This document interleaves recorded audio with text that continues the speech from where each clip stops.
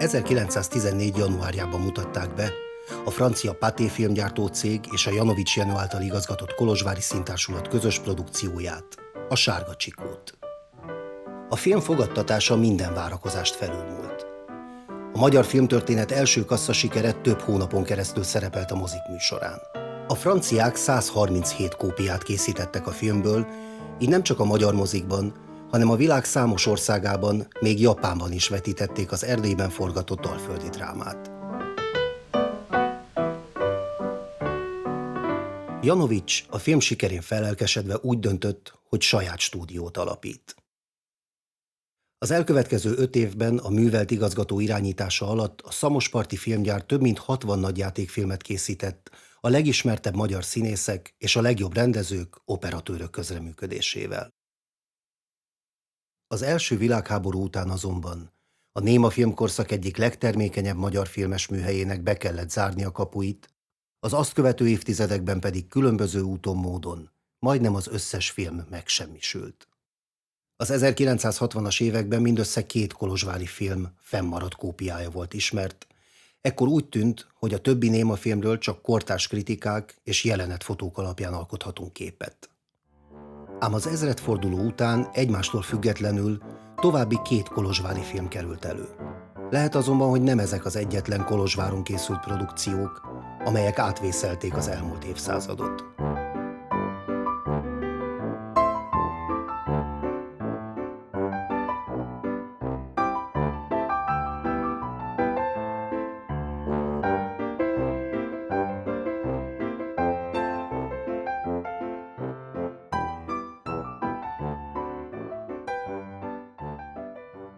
Tisztelt szerkesztőség!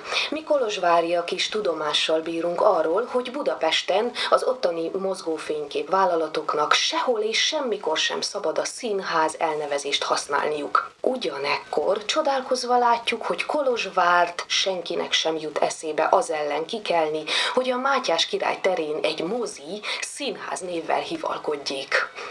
Kérem a szerkesztőséget, hogy hívja föl a főkapitány figyelmét, vagyis hasson oda, hogy Kolozsvárt egy abszolút mozi mégse legyen színház. Ez a felháborodott olvasói levél nem egyedi eset az 1910-es évek elején. Az első magyar filmes szárnypróbálgatások éveiben még sokan gondolták úgy, hogy a mozi, a mozgókép méltatlan kihívója azoknak az értékeknek, amelyeket a színház korábban megteremtett és képvisel.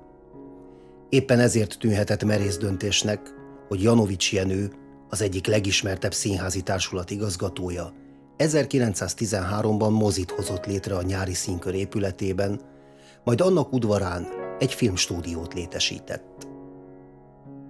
Kortársaihoz képest Janovics némiképp más szemlélettel vezette filmstúdióját.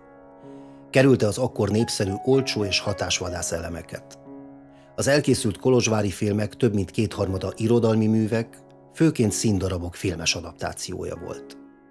Hogyha egy klasszikus került a filmvászonra, ez egy magasabb műveltségréteget is bevonzott a mozikba.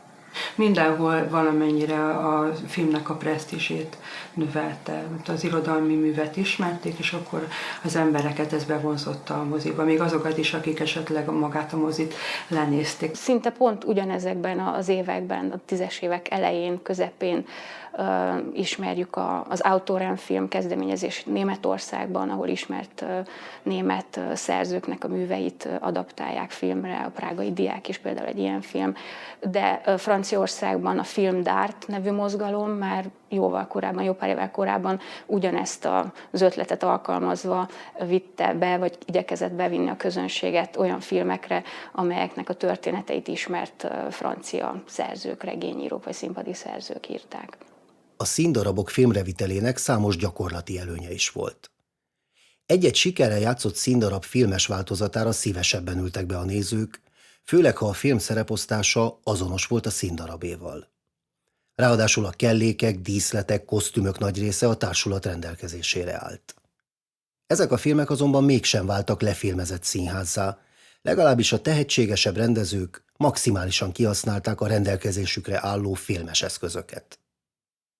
Hát, hogyha például megnézem a Vén Bakancsost, akkor azt mondom, hogy ez eléggé teátrális volt, annak ellenére, hogy nem színházi díszletek között, hanem mondjuk így a szabadban készítették. A színészek sem tudtak annyira elszakadni a produkciótól, amit a színházba kellett nekik tenni. Ettől függetlenül én azt mondom, hogy azért voltak kísérletek, meg amit például a Bánkbánról olvasni lehet a nyugatban, abból az derül ki, hogy azért próbáltak filmszerűek lenni, meg flashback volt benne, meg párhuzamos montás, tehát hogy azért már volt egy csomó olyan eszköz, de én akkor azt mondom, hogy ez a Kertész Mihály volt, és akkor, hogy mondjuk már inkább ilyen filmes megközelítésben próbálta találni ezt a drámát, de ha megnézem a Sárga Csigó képeit, ott is vannak olyan egészen fantasztikusan szép, dekoratívan fényképezett jelenetek, amik már abszolút filmes szemmel készültek, de hát ott meg ugye a paté.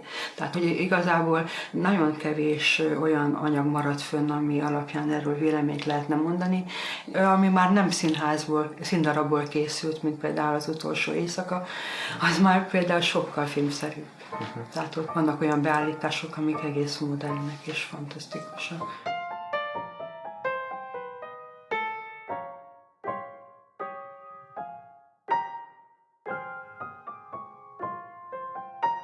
A kolozsvári filmstúdió nem csak színdarabokat vitt filmre. A gyár kísérletező kedvét bizonyítja, hogy Aranyballadát és Petőfi verseket is megfilmesítettek, 1917-től pedig egyre több film készült eredeti forgatókönyv alapján.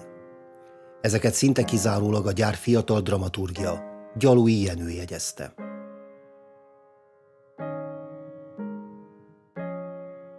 Bár a felvételek alatt számos jelenetfotó is készült, a több száz fénykép között sajnos egy olyan sincs, amelyen jól lehetne látni a forgatások helyszínét, a filmstúdiót. A képek mindössze annyit árulnak el, hogy a műterem teljesen nyitott volt, és erős napsütésben vászonnal takarták le a tetejét. Az épület szerkezetére végül Csolnoki Jenőnek, az egykori Ferenc József Tudományegyetem földrajztanárának 2001-ben előkerült hagyatéka derített fényt. A közel 5000 fénykép közül 2 a színház épületét örökíti meg, az első 1914 tavaszán a stúdió felépítése előtt, a második pedig 1918-ban, mikor már javában készítettek filmeket a Szamosparton. Ezen jól látható a nem túl bonyolult építmény, amely számos belső terekben játszódó jelenet felvételi helyszínéül szolgált. Azt is mondhatnánk, hogy az egész stúdió mindössze egy magas üvegtető alatt elhelyezett nyitott tér volt. Ez azonban az elkészült filmek minőségén nem látszott. A Kolozsváron készült filmek, bár technikai szempontból nem érték el a nyugati filmek színvonalát, mégis népszerűek voltak. Talán azért, mert Janovics a kor legnevesebb magyar színészeit kérte fel filmjeinek egy-egy fontosabb szerepére. Itt játszotta mindkét film szerepét Jászai Mari. Itt állt kamera elé Blaha Lujza második és egyben utolsó alkalommal. Több fontos szerepet kapott Csortos Gyula is, és az egyik utolsó kolozsvári filmben mutatkozott be Eszterházy Ágnes, aki később Bécsben és Berlinben is népszerű filmekben szerepelt.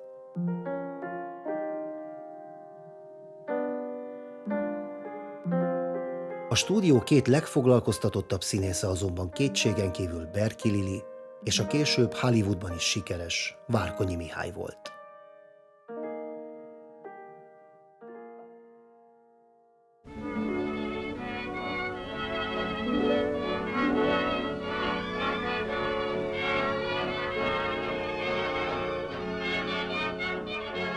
Fontosabb rendezők között Garas Márton neve mellett Kertész Mihályt és Korda Sándort szoktuk emlegetni, akik ebben az időben nem voltak még nagy nevű filmrendezők, pont ezért is volt talán könnyű őket Janovicsnak meggyőznie idehívnia.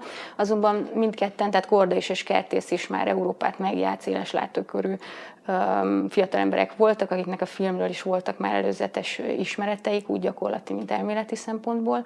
És azt gondolom, hogy ebben a pillanatban itt pont az a szerencsé, szerencsés találkozás jöhetett létre, hogy ezek az induló fiatal emberek itt korlátlan lehetőséget kaptak arra gyakorlatilag, hogy minőségi filmeket készítsenek, hiszen itt volt egy remek színházi szakembergárda színészekkel, itt voltak ezek a népszínműves alapanyagok, itt voltak ezek a természetközeli forgatási helyszínek. Ezekben a forgatási helyzetekben kísérletezhették, vagy kipróbálhatták azokat a stílusokat, vagy hangvételeket, amit aztán a későbbiekben külföldön kamatoztathattak. Hát Kertész ugye Hollywoodban szerzett nemzetközi hírt és elismertséget, Korda pedig szintén Hollywoodot megjárva, később Nagy-Britanniában rendezett világszerte elismert filmeket. Mindkettőjük pályafutásában ez egy fontos korszak volt. A kolozsvári filmgyártás profizmusára jellemző, hogy Kertész, Korda és Garas Márton filmjeit nem csak az erdélyi városokban és Budapesten játszották, hanem Európa számos országában vetítették sikerrel.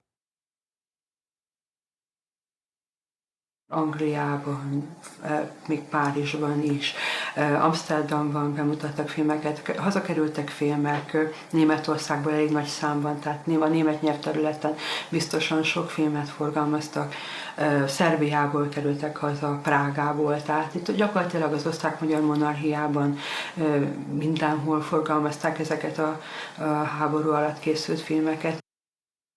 A filmstúdió legtermékenyebb éve 1918 volt. Janovics rekordszámú 18 film forgatását tűzte ki célul, amiből az egyre komolyabb nyersanyaghiány ellenére is elkészült 16. Ezekről a filmekről azonban alig tudunk valamit. A kolozsvári lapok, amelyek korábban részletesen számoltak be a forgatásokról, most mindössze egy-egy rövid hír formájában tudósítottak a produkciókról. A filmek bemutatóira 1919-ben a megszokottnál is szerényebb körülmények között került sor. Ráadásul Trianon után Janovics, immár romániai gyártóként sokkal nehezebben tudta elérni a magyarországi mozik közönségét. Az elkövetkező években a Kolozsvári Magyar Társulat, így a stúdió tevékenysége is ellehetetlenült. Janovicsnak komoly gondokkal kellett megküzdenie. A Hunyadi téri épületet át kellett adnia a Román Társulatnak, nekik pedig a Nyári Színkörbe kellett átköltözniük, elveszítve ezzel a forgatások szempontjából is oly fontos díszlet és jelmeztárat. Janovics, miközben őt is számos meghurcoltatás érte, minden energiáját a színház életben tartására fordította. A filmgyár sorsa szempontjából döntő tényező volt az is, hogy a magyar gyártókat előnyös helyzetben tartó filmbehozatali tilalom a világháború után megszűnt. Az első világháború egy nagy konjunktúrát teremtett, mert nem jöttek be egy csomó országból filmek, elég nagy volt a piac, és korlátlan volt a felvevő képessége, tehát tényleg ennek köszönhető, hogy 18-ra már több mint 100 film készült egy évben. Az első világháború éveiben tapasztalható magyar filmdömpinget követte természetes módon az ellentételnek, amikor is egyszerűen összeomlottak a nemzeti filmgyártások, tehát ez a fajta belső frontokon kialakult nagy filmbázis, ez egy kártyavárként omlott össze minden országban, hiszen elöntötte a piacot az az amerikai filmdömping, amit már az első világháború előtt is megtapasztalhattak mind a mozi műsorkötők és mozisok, mind a közönség. Igény is volt rá, hiszen az amerikai filmek mindig azért sokkal jobbak, sokkal vidámabbak, sokkal ötletgazdagabbak, magasabb színvonalúak voltak, mint a magyar filmek, és hát ráadásul már évek teltek el, hogy a közönség nem találkozott ilyen amerikai filmekkel.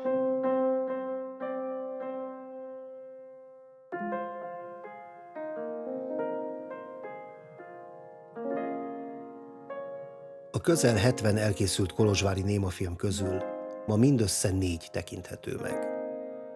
Az arány hasonlóan aggasztó a többi, máshol forgatott magyar némafilm esetén is. Ezek 93%-áról tudjuk úgy, hogy elveszett. 1910-12 körül kezdődött el az a tendencia, hogy fikciós filmeket készítenek, és 1930-ban záródott le ez a korszak. Ez volt a némafilm korszak. Ebben a némafilm korszakban 600 címről tudunk, 600 olyan többé-kevésbé játékfilmről, rövidebb, hosszabb játékfilmről, amelyek önálló alkotások, önálló művek. Ebből a 600 filmből hát egy olyan 50 van körülbelül, vagy ami többé-kevésbé komplett vagy teljes egész, de többnyire azért ezek inkább hiányos vagy töredékművek. Vannak olyan filmjeink, amelyek egészen rövidek. A legrövidebb filmünk az a Vörösbegy című film, az 21 kocka.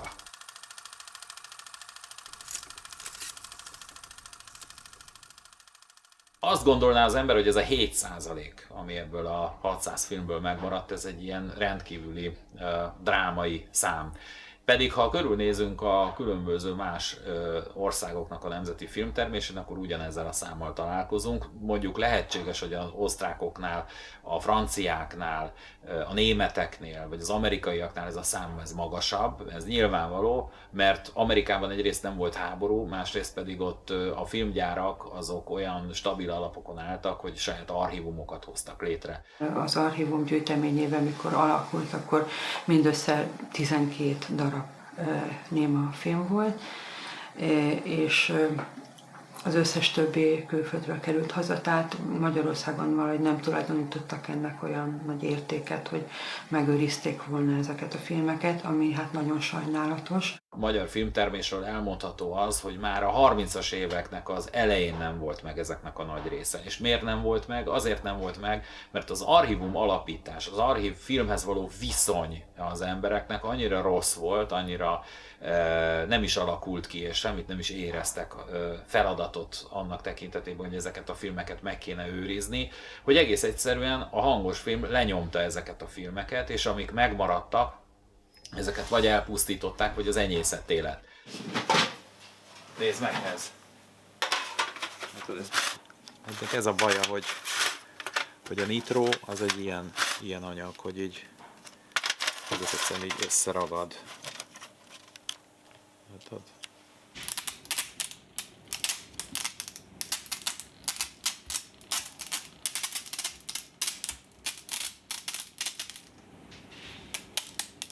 Ez nagyon bomlik. Hát sok film van, én szerintem, ami nagyon jó lenne, hogyha meg lenne.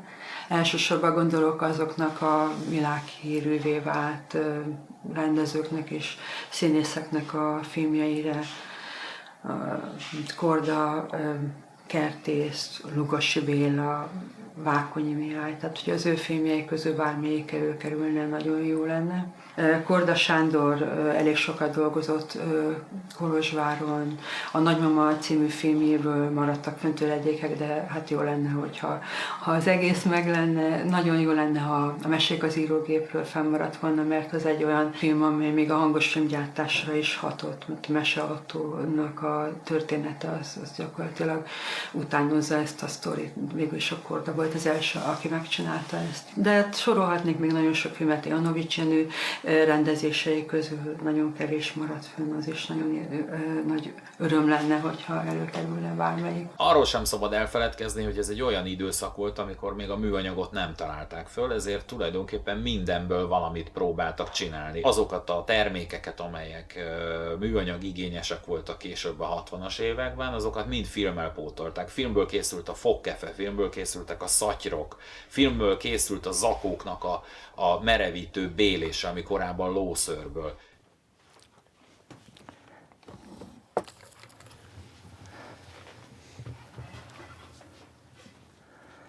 Hát ez egy igazolványtok, amelyik az emulziójától megszabadított filmszalagból készült. Vagy Budán, vagy Pesten, nem emlékszem pontosan hol, ott lehetett ilyet kapni. Ömlesztve voltak a 300 méteres tekercsek, amelyet kiszedtek a fémdobozból. Édesapám ezeket megvette kilóra, egy ruhás kosárral mentünk, ruhás kosárra telerakták filmmel. A lakásunknak az egyik használaton kívüli helyiségébe ott működött egy gázzal fűtött szerkentyű az első fazékban, amiben higított sósav volt, melegen, és azon édesapám meg is tudom mutatni, hogy ez ugye a filmszalag, mert ilyen széles volt a filmszalag, azt egy gumikesztyűvel is így húzta le róla az emulziót, ahogy én most ezt mutatom, ment a másikba, fazékba, ott anyukám a maradékot lehúzta róla, ment a harmadikba, ami lemosódott tisztára, és utána megszárították. Ez ment ahhoz, aki az igazolványtokot, a ridikült, illetve a hátításkát csinálta. Amikor elhozta a filmeket, úgy mindig így megnézte. És hát volt olyan, amelyiknél sírt. Így, nem viccelek, ahogy mondom, potyogtak a könnyei, hogy ez én most tönkre teszem szánt szándékkal, pedig ez mekkora érték lenne. Hát volt biztos egy csomó selejtfilm is, de egy csomó értékes is volt.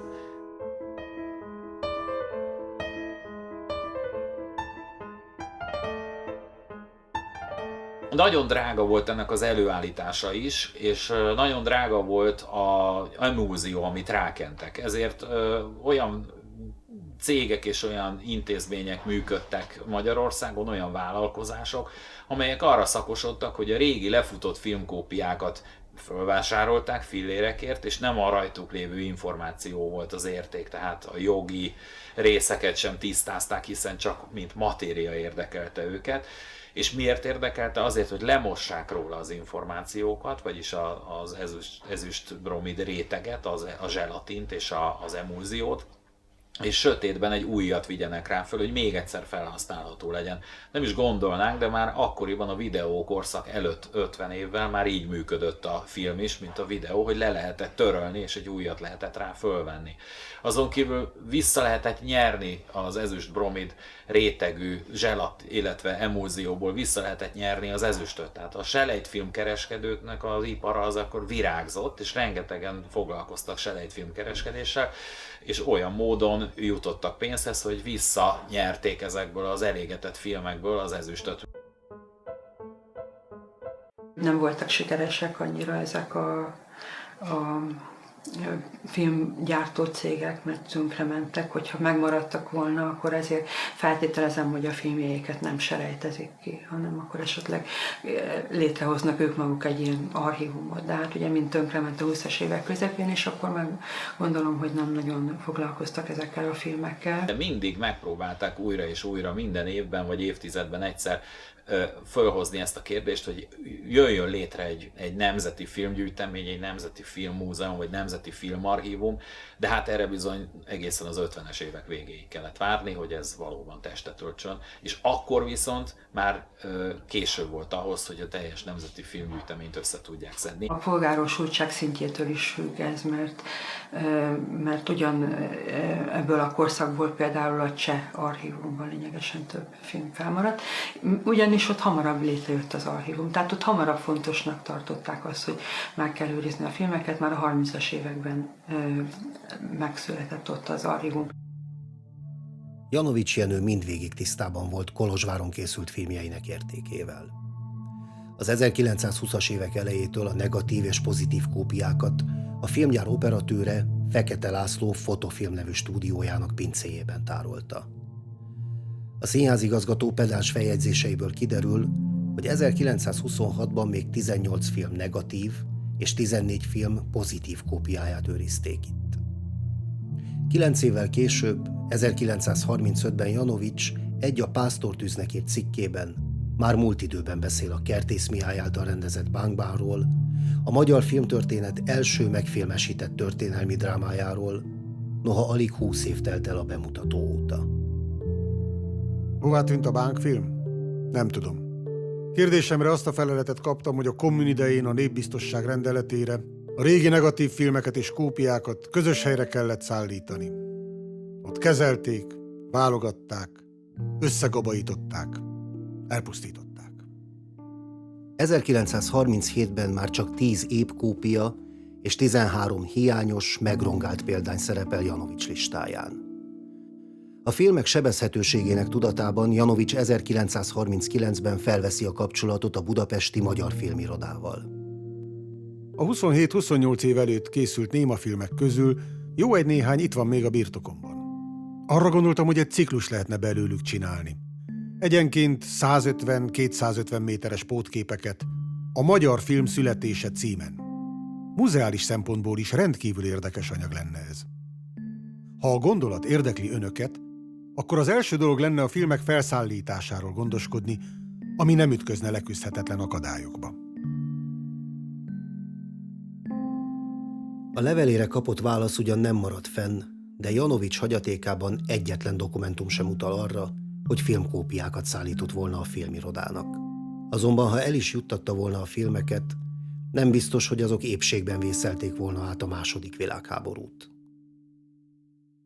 A 30-as évek végén is fölmerült ennek a kérdése, napirendre került, hogy jöjjön létre egy filmarchívum, hiszen akkor már jelentős múltja volt a magyar filmkészítésnek. Ez a Magyar Filmiroda volt az a gyár, aki válogatott az archívumából, hiszen ők készítették a filmiradókat, az ő feladatuk volt, és ennél fogva nekik egy jelentős nagy filmgyűjteményük volt. Ez a filmarchívum, amely nagyon sok némafilmet is tartalmazott, ez a II. Világháború végén pusztult el, amikor arra gondoltak, hogy megmenekítik az egyre közeledő front elől ezt a filmanyagot is, és a budafoki borospincékben látták azt a helyet, ahol egészen biztosan jó kezekben lesz és biztonságban ezek a gyúlékony filmek. Igen, ám, de azzal nem számoltak, hogy a Vörös Hadsereg katonái pont az alkohol készleteket fogják elsősorban szemügyre vételezni a megérkezésükkor, és hát ennek következtében a filmet mielőtt elszállíthatták volna a Szovjetunióba,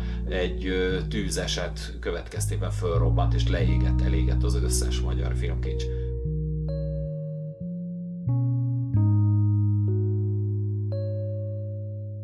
Hegyi Lili, a filmgyár egykori színésznője úgy emlékezett vissza, hogy a kolozsvári filmek egy része még a 40-es évek elején is megvolt.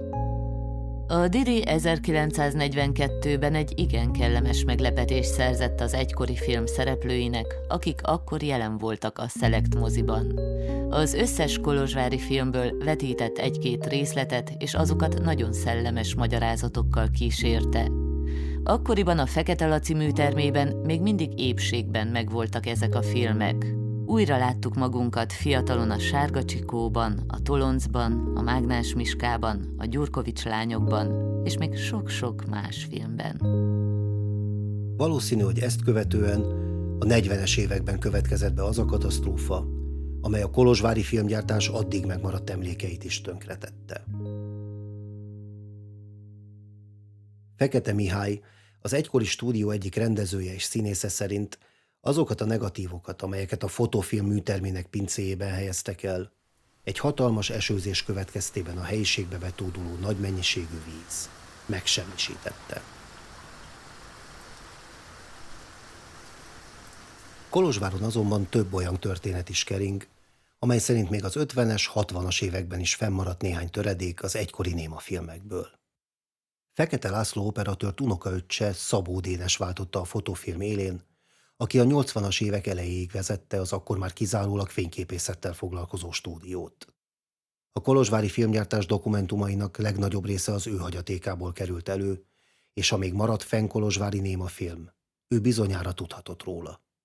Szabó Dénes nem igen beszélt erről, csak már ugye a 60-as évek közepe felé, amikor még elmondott nekem és nyilván másoknak is egy-két dolgot erről, mert nem volt tanácsos erről beszélni.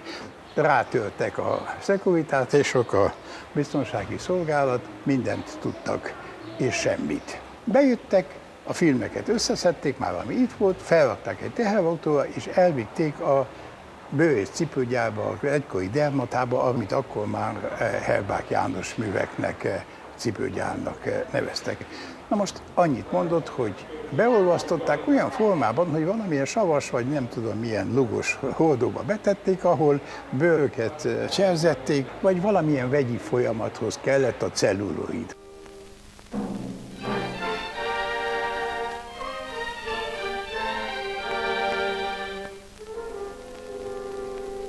Szóval egész biztosan filmtekercsékről volt szó, és elég nagy mennyiségű, amennyire én emlékszem, mert még jöttek volna teherautóval, hogyha azt el lehet vinni egy kis kosárba. Hát nem erről volt szó.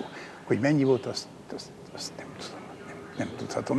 Nem igen beszélt ő erről. Tehát igen, azt mondja, hogy rám törtek, ezt a szót használta, rám törtek, ki kellett nyitnom az ajtókat, összeszedték, kérdezték, hogy milyen irredent a dolgokat tartalmaz. Azt mondta, hogy semmilyen. Hát ez olyan korszakban készült, amikor ilyesmiről nem volt szó. legfennebb, hát egy olyan korszak, amit el akartak felejteni. Állítólag Por Lilinél, Janovics Jenő özvegyénél is több filmes dokumentum és filmtekercs volt még az 50-es években. A véletlen mindenbe belejátszik, ebbe is az volt, hogy édesanyám egy kolléganőjénél voltam látogatóban, volt egy nagyon szép szecessziós lámpa, és kérdeztem, hogy ez honnan van, és mondta, hogy hát ez még a Janovics cséké volt. És akkor ugye elindult a történet, hogy hát hogy is jutott ez Jutkához, hogy vele szemben lakott volt Ihász Aladár, illetve Ihász Aladának a lánya Klári. És Ihász Aladár az sokat játszott a régi kolozsvári Nemzetibe, és a Janovics filmekben is szinte mindegyikben benne volt, plusz valamiféle rokonság is volt közöttük, aztán visszatért már Lili leginkább a Váradi Színházba, ahol több főszerepet játszott. De az utolsó látogatása már sajnos nem ilyen vidám jellegű volt, hanem már nagyon beteg volt, és senki nem volt Kolozsvár, és így került Klárikához. És ott is halt meg, és ott maradt egy láda, amiben mindenféle volt, amiben hát hosszú ideig senki bele nem nézett. Majd aztán megjelent Jordáky Lajos, aki mondta, hogy készül egy könyvet készíteni a kolozsvári film születésével, egyáltalán a néma filmből, és akkor kiderült, hogy abban a doboz ládában többféle film is van, amiből ő elvitt jó néhányat. Majd aztán Lilike halála után hónapokkal, évekkel a Klárinak eszébe jutott, hogy mi van ezzel, és akkor már kiderült, hogy ezek jó része nincs meg, mert a Jordakitól elvitte a Szekuritáté, illetve még Váradon is beállítottak Ihászék, hogy mi van abban a ládában, mert hogy ezt a Nemzeti Filmalapnak át kell adni. Ez volt ugye a szokásos fedő sztori.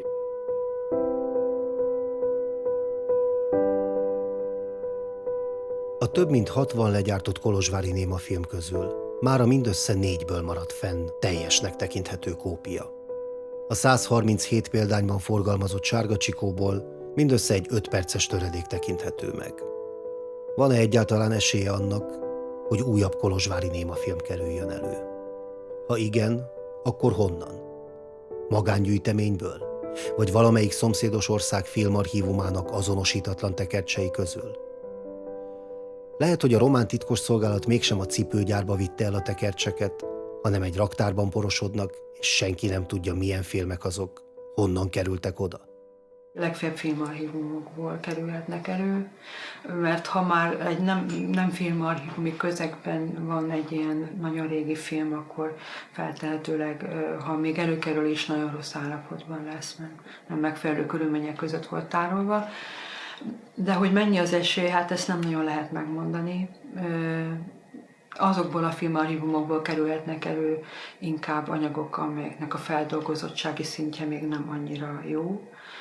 De minden archívumban vannak azonosítatlan filmek, tehát elképzelhető, hogy valahol ott lappang, csak nem lehet tudni, hogy magyar, mert ellátták annak az országnak a nyelvén íródott feliratokkal. Én említeném például a belgrádi archívumot, hogy ott még én látok esélyt, mert ott elég sok nitroanyag még nincs feldolgozva, és mivel a két ország elég közel van egymáshoz, a filmforgalmazás is tulajdonképpen az ottani magyar területeken még a 20-as években is folyt, a magyar filmek forgalmazása, ezért ott elképzelhető, hogy még előkerül esetleg komplett magyar film. A fennmaradt 50 magyar némafilmből több mint 10 az osztrák és szerb archívumból került elő.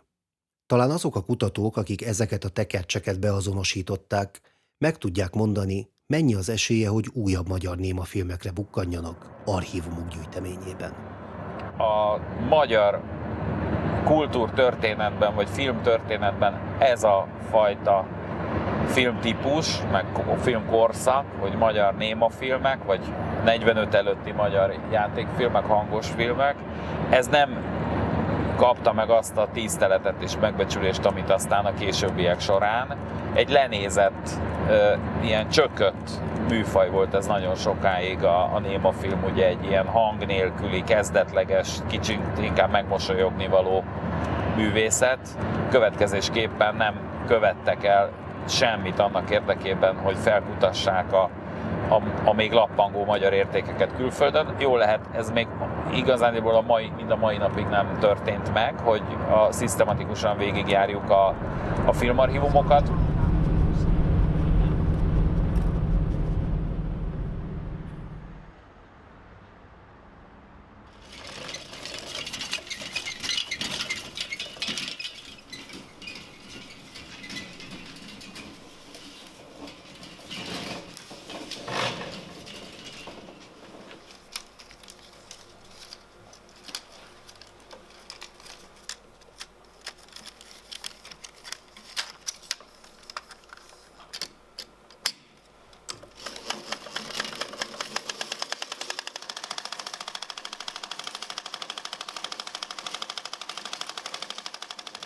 I have to say I'm a collector since I'm a little boy, and I had a very favorite film.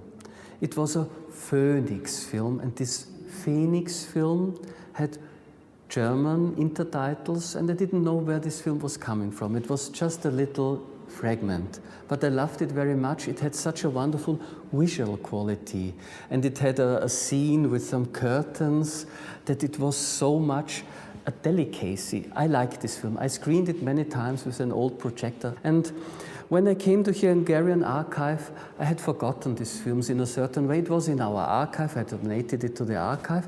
And then I came to a post and I saw Phoenix film, especially the very same with the logo. I know very well from the intertitles. I love historic intertitles. And then I said, oh, wonderful, I think I have a Phoenix film.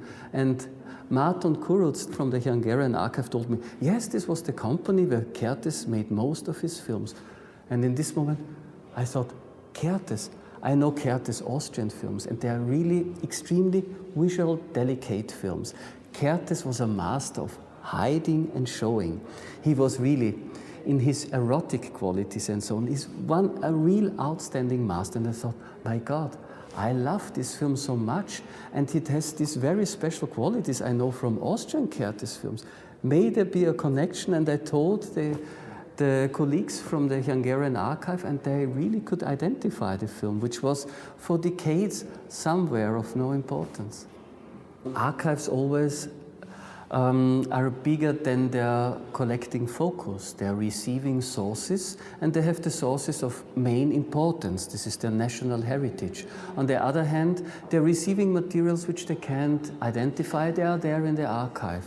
There are several hundred of unidentified films, but I don't want to hasten your expectations. In most of the cases, we have an idea where they're coming from. Sometimes it's relatively easy to say this film is coming from France, this is coming from Italy, this is coming. So the nationality of a film in a certain way, you can detect it. I would assume that no Hungarian films may be found because this is a very special matter of interest. If we have an idea this may be Hungarian, it is immediately given this information to our Hungarian colleagues, but we know there is passion, there is interest and expertise. So this is a very clear case. A belgrádi archívum közel 100 000 filmet őriz, a világ 10 legnagyobb filmgyűjteménye közé tartozik.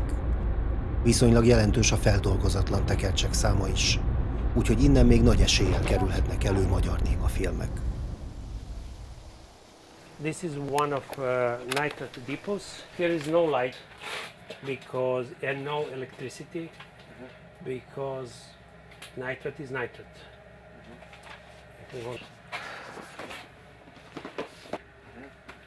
See, this is very old nitrate film from the beginning of 20s.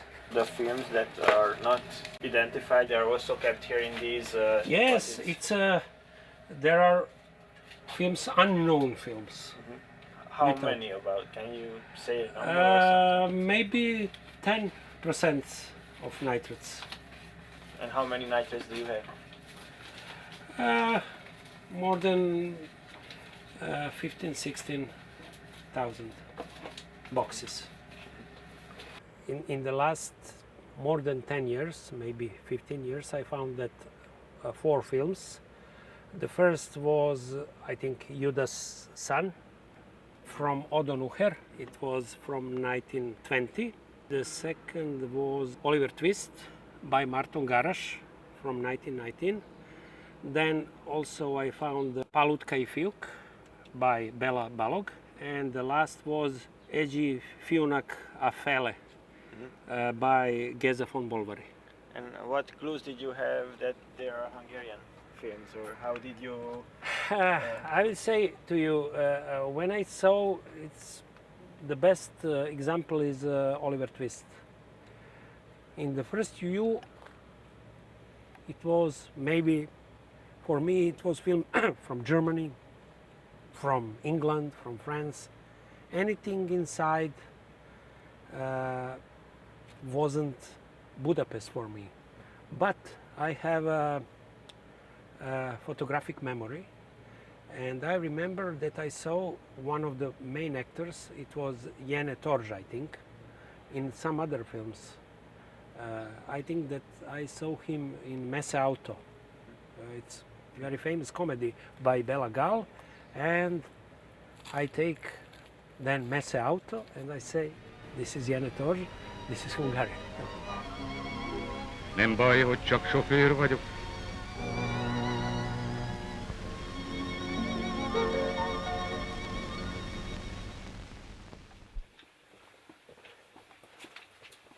If I would like to come here and search for unidentified films produced in Cluj, how complicated would that research turn out to be? You have possibility to see that films, but we know what we have. Maybe we have some suspicious films, and in that situation we are in touch with the colleagues from different countries. Az a feltételezésünk, hogy az archívumok azonosítatlan tekercsei könnyen hozzáférhetőek, meglehetősen naív volt. Arra még van esély, hogy hosszabb, rövidebb töredékek előkerüljenek, ám ez inkább az egyes archívumok közötti jó kapcsolatnak és a véletlennek lesz köszönhető. Külső kutatók számára az azonosítatlan filmekhez való hozzáférés a 100 éves nitrocelluloid tekercsek sérülékenysége miatt is körülményes. Lehetséges azonban, hogy nem csak filmarchívumokban, hanem más intézmények gyűjteményében is érdemes kolozsvári némafilmek után kutatni. A visszaemlékezések szerint még a 60-as években is maradt fenn néhány kolozsvári filmtöredék, a román titkosszolgálat pedig tudott erről. Nincs ennek nyoma a megfigyelési dossziékban. Abban bíztunk, hogy Janovics Jenő, Por Lili vagy akár Szabó Dénes aktái tartogatnak hasznos információkat számunkra. Optimizmusunk azonban megalapozatlan volt. Janovicsról semmilyen irat nem maradt fenn, Por Lili és Szabó Dénes mappái pedig mindössze néhány oldalt tartalmaztak. Ezek között az oldalak között egy érdekes jelentésre bukkantunk, mely szerint Szabó Dénes 1972-ben a Magyar Filmintézettel tárgyalt az első kolozsvári némafilm, a Sárga Csikó dokumentumai kapcsán. A jelentésből nem derül ki egyértelműen, hogy a filmet vagy csak fotók negatívját akarta átadni az archívumnak, az viszont biztos, hogy Szabó Dénes terve meghiúsult. Jelenleg ugyanis sem a Sárga Csikó film, sem üvegnegatívok nincsenek az intézmény birtokában. Bár a román titkosszolgálat irattárát vizsgáló bizottságnál nem őriznek egyértelmű információkat arra vonatkozóan, hogy maradtak-e fenn kolozsvári filmkópiák vagy töredékek, úgy gondoltuk, még egy intézményt érdemes felkeresni. 1957-től Romániában is a filmarchívum kutatja és gyűjti a fennmaradt filmtekercseket. De vajon van esély arra, hogy gyűjteményükben olyan kolozsvári film is lapuljon, amit a mai napig nem azonosítottak? Nu avem, practic, filme neidentificate. Faptul că toate au fost trecute pe suport non-flamabil reprezintă o dovadă că au fost identificate și sunt identificabile. Am numărat 163 de filme mute produse, dintre care în arhivă se păstrează 15 filme mute la dimensiunea lor aproape normală și 2 fragmente de film mut. Ultimul film mut, ca să spun așa, a fost chiar independența României. L-au descoperit prin 1970. Faptul că chiar primul film de lungmetraj românesc și cel mai important a fost descoperit atât de târziu, ne dă oarecum speranțe că totul se pot întâmpla și minuni, să mai fie descoperit în viitor. A bukaresti filmarchívum Nitro raktára sem tartogatott meglepetéseket a kolozsvári filmgyár emlékei kapcsán, az intézmény könyvtárából azonban különleges dolgok kerültek elő. A jelenetfotók között borítékokban 4 kolozsvári némafilm töredékei lapultak. Rövid, mindössze párkockás részletek, egy-egy filmből viszont több tucat darab is. A filmekben közös, hogy mind a 4 1918-ban forgott, és mind a 4 forgatókönyvét a stúdió fiatal dramaturgja, Gyalui Jenő írta. Az egyik film kockáin Eszterházy Ágnes is látható, élete első film szerepében. Azt az adatot azonban, hogy a szalagdarabok mikor és hogyan kerültek az archívumhoz, nem őrzi semmilyen nyilvántartás.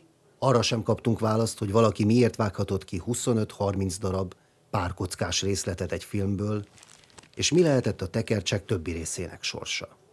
Az archívum munkatársai az intézmény egykori kutatójához irányítottak, aki a 60-as évek közepétől nyomozta a Románia területén forgatott filmek emlékeit. Ele au intrat în arhivă în 1962, cu ocazia unei mari investigații de istoria cinematografului întreprinsă împreună cu Dumitru Vermagă în toate județele din țară. Documentele acestea, respectiv fotogramele din filmele menționate, au venit probabil de la mama lui Ieniu Ghealui, un colaborator al lui Ianovici. Mama lui spunea că el a fost, și Iordache confirmă, că a fost dramaturgul pentru o perioadă a lui Ianovici. Erau niște, cred eu, nu niște lucruri salvate de cineva de la filme care tocmai se distrugeau, ci mai curând niște amintiri păstrate. După, dacă luăm în considerație activitatea scurtă a lui Ghealui, pentru că a murit foarte tânăr în cinematografie, deci e alături de Ianovici în studio, cineva care le-a păstrat și așa le-a adus mama lui. Az elmúlt évszázadban számos tényező játszott közre abban, hogy a korai magyar filmek több mint 90%-a elpusztult, közöttük számos felbecsülhetetlen értékű alkotás is. Csak reménykedhetünk abban, hogy az elkövetkező években a filmarchívumok közötti információcsere felgyorsulásával még előkerül néhány eltűntnek hitt, értékes magyar némafilm. A Román Filmarchívum könyvtárában fennmaradt pár méternyi filmszalag nem nyújt új információt a kolozsvári filmstúdióról. Ezek a villanásnyi részletek legfeljebb a filmek hangulatát sejtethetik. Mégis varázslatos élmény az, ahogyan a képkockák közel 100 év után újból megmozdulnak, rajtuk Berki Lili, Várkonyi Mihály, Izsáki Margit gesztusaival, és a karcos celluloidon az 1910-es évek Kolozsvárja is életre kel egy pillanatra.